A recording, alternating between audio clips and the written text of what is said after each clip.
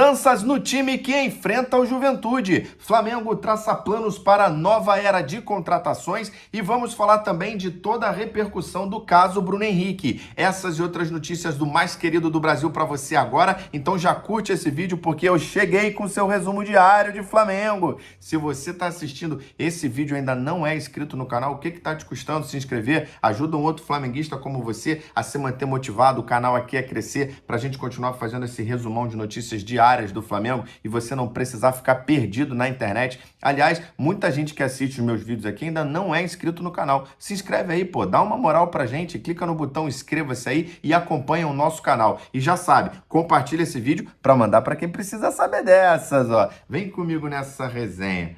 Bom, quarta-feira agitada no Flamengo, né? Um jogo importante aí pelo Campeonato Brasileiro em casa, mas aí a principal notícia aí vem a notícia de caso de polícia, né, dos bastidores do Flamengo, que é o caso Bruno Henrique. A gente vai falar tudo isso daqui a pouquinho, mas antes eu vou falar sobre o treino do Flamengo. O Michael treinou normalmente, provavelmente vai para o jogo, a gente não sabe ainda se como titular ou vai para o banco, mas a verdade é que aquele incômodo que ele teve contra o Grêmio, nada demais, né? Não foi constatada apenas uma torção leve, então vai para o jogo. Provavelmente nós teremos novidade na zaga. Como a dupla de zaga, Léo Ortiz e Léo Pereira, vem jogando uma sequência grande de jogos, é muito provável que o Danilo, que já está totalmente liberado, ocupe a vaga de um dos dois. A gente não sabe ainda qual dos dois. O Felipe Luiz, junto com a comissão técnica, vai ter que fazer ali um estudo de quem está precisando descansar mais e vai trocar um dos dois. O Pedro é outro jogador que provavelmente vai entrar no segundo tempo, vai ganhar mais minutos. Tem muita gente ansiosa para ver o Pedro em campo, no Maracanã, tentando ter mais oportunidades, já que no jogo que ele entrou ele nem chutou a gol. E o Bruno Henrique também treinou normalmente, está fazendo as suas atividades normalmente, vai para o jogo. Inclusive o Flamengo emitiu uma nota citando aí a presunção de inocência, né? E internamente disse que o clube não pode condenar ninguém antes da justiça. Então, a justiça vai se manifestar, o Flamengo, por enquanto, tem o direito de colocar o jogador em campo, o jogador tem o seu direito de se defender e ele vai jogar normalmente, né? A gente só não sabe se como titular ou não, porque aí é uma decisão do Felipe Luiz. Lembrando que esse jogo é nesta quarta-feira às 9h30 da noite, mas teve uma baixa procura de ingressos, né? Parece que aí pouco mais de 20 mil ingressos vendidos, então teremos aí um público baixo. O Flamengo que está decidindo manter alguns setores fechados, fazer que nem o Fluminense faz, né? O Flamengo só abre o setor se tiver algum outro setor esgotado, justamente para diminuir os custos. Porque no momento que o Flamengo abre um setor como, por exemplo, o Leste, que é um setor dos maiores do estádio, talvez o maior, mesmo que o Flamengo tenha pouca gente, o Flamengo tem que ter um número de funcionários do bar aberto ali e isso gera gastos, né?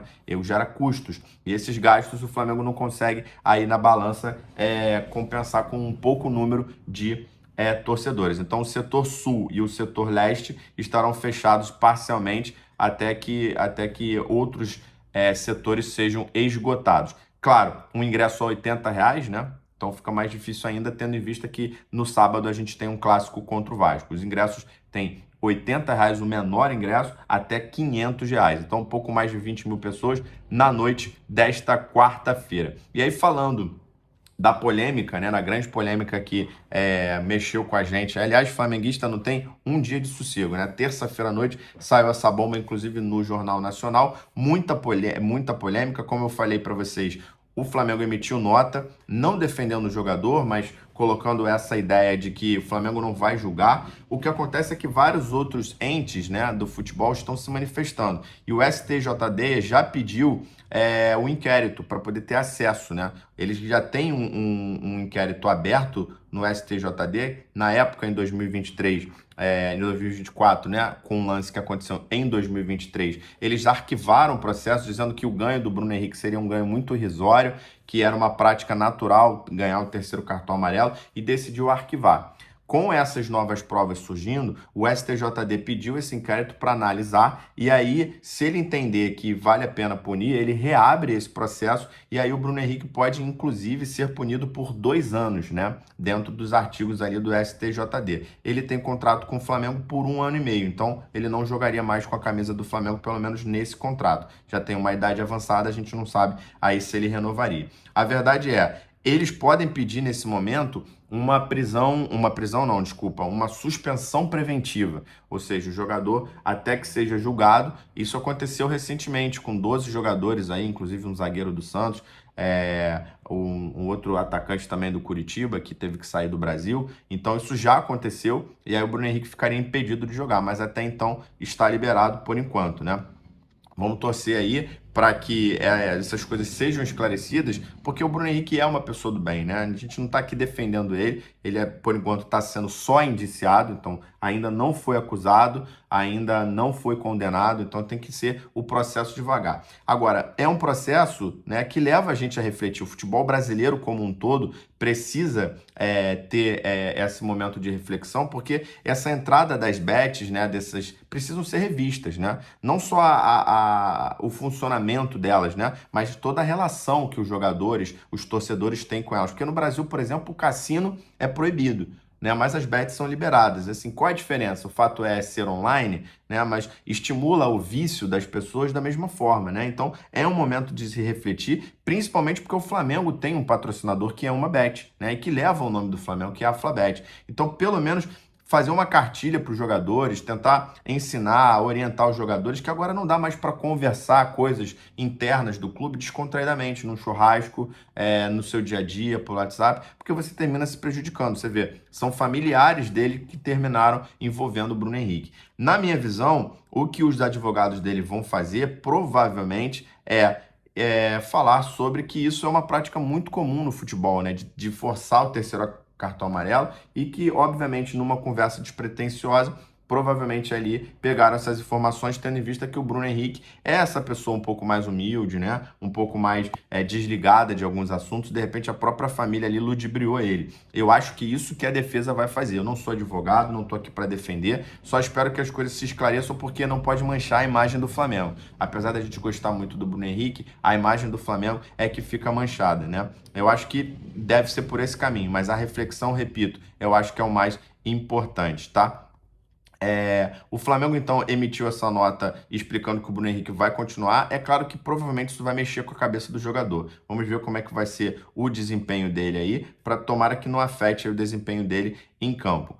Muita gente perguntando se o Flamengo pode ser punido. Na verdade, o Flamengo provavelmente não vai ser punido, o caso é com o jogador. E o Flamengo internamente também não vai punir o jogador. Vai esperar realmente o STJD, o Ministério Público, decidirem aí. Vamos torcer só para que o STJD não peça essa suspensão preventiva, porque aí assim ele fica sem jogar já de imediato. E aí, mudando o nosso assunto aqui, falando de contratações, o Flamengo contratou mais um bambambam aí da análise, né, de dados, segundo o Vene Casagrande, a pedido do Felipe Luiz. O Felipe Luiz pediu porque esse analista, Igor Santos, né, foi aprovado pelo Boto, e ele é um cara que tem uma visão muito parecida com o Felipe Luiz. Então hoje o analista de dados ele precisa pensar de acordo com como o time joga, para ele poder pensar em jogadores que possam cumprir funções coerentes, né, com o time e o estilo de jogo. Então, esse jogador muito elogiado internamente e externamente, né, o Flamengo já conta com vários outros bons profissionais.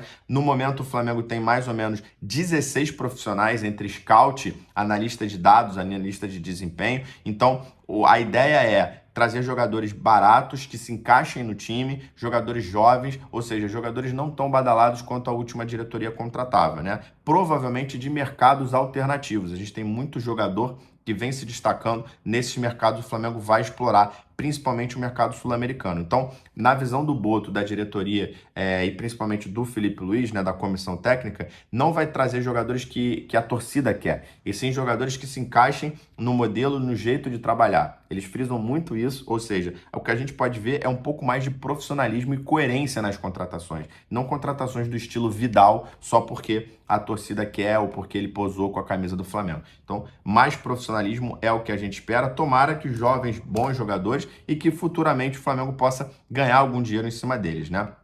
E aí, para finalizar o nosso vídeo, falando justamente de um jovem que o Flamengo pode vir a ganhar aí 5 milhões em cima dele, que é o goleiro Cauã Santos, que hoje está no Frankfurt. Ele foi vendido pelo Flamengo em 2023 por R$800 mil, E aí tinha uma cláusula que se ele atingisse 15 jogos, o Flamengo receberia mais 800 mil reais. Tá faltando 3 jogos para ele conquistar isso. Ele é um jovem jogador, ele é reserva, mas está jogando constantemente. Inclusive interessa ao Manchester United e também ao Inter de Milão. Com isso, o Flamengo, que tem 30% do valor do passe do jogador, receberia uma boa grana aí se ele vir a ser contratado por um desses dois times aí. Nesse momento, então, ele completando os jogos, entra aí 800 mil reais, mais ou menos 5 milhões 800 mil euros, né? Entraria 5 milhões de reais. As notícias do Flamengo de hoje são essas. Então curte, comenta, compartilha, segue para ajudar o nosso canal a crescer. Nos vemos no próximo vídeo. Abraço!